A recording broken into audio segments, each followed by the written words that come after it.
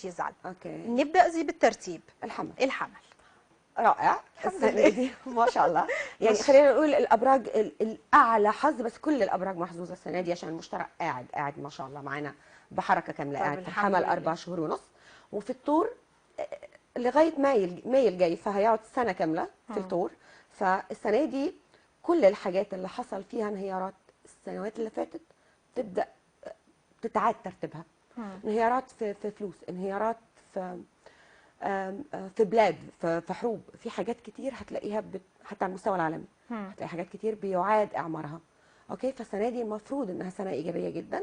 الحمل عنده اول 4 شهور ونص توفيق غير عادي مطلوب منه، بس بعد ما يعدوا ال4 شهور ونص يبدا يخلي باله من مصاريفه. يعني عنده دخل كتير وبيصرف كتير. الحمل هو بيصرف كتير او ما بيفكرش، فيخلي باله من الصرف شويه. لكن السنه دي بشكل عام قويه بالنسبه له. عنده تاثير وجود زحل في البيت ال 12 عنده اللي هو الحوت داخل من مارس.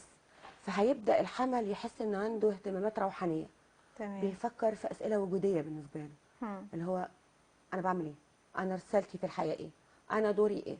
هنا الناس ساعات كتير بتتخض من الاسئله دي وتعتبر انه دي فتره كئيبه. بالعكس، هي بس فتره بحث عن الذات. فعندهم فتره حلوه قوي هتبدا من مارس لو ابتدوا يوظفوها صح. انا عارف ان الفتره دي انا داخل على اهتمام بذاتي. ده الحمل. تمام. فالسنة دي حلوة قوي. وهيفضل على طول في فتره زحل. اصل انا ما بحبش الزحل. لا، هو زحل تاثيره على حمل، لكن زحل مش موجود عند الحمل. الحمد موجود لله. في الحوت. موجود في الحوت اللي ربنا هو مع الحوت بيته بقى. ال 12 بس مش اكتر. برج الثور من